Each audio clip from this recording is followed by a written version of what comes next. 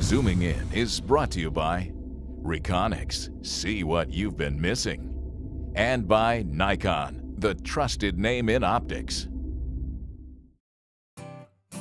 My hunt for that giant Iowa 9-pointer took place in the far western part of the state. As this satellite view shows, the environment here actually is a blend of the two main types of terrain found across much of Iowa. There's a lot of flat and open prairie type terrain, as well as a fair amount of heavy timber consisting of steep ridges and deep draws.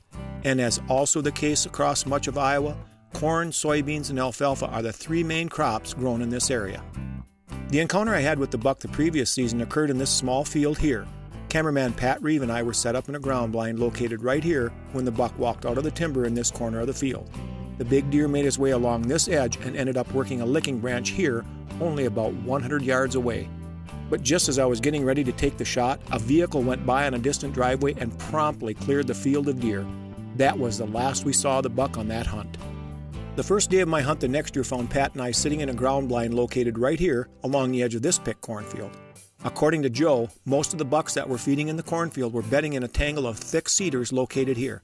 The bucks would then approach the field along this route, which put them on the backside of a fairly high hill.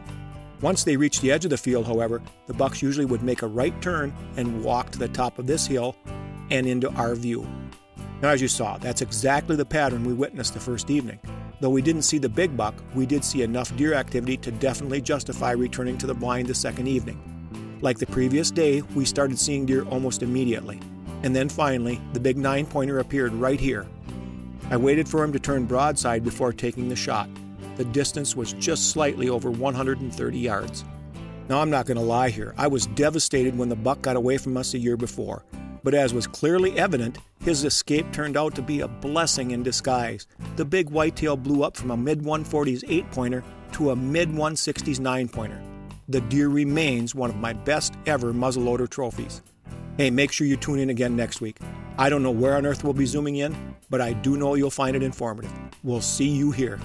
Zooming In has been brought to you by Reconyx and by Nikon.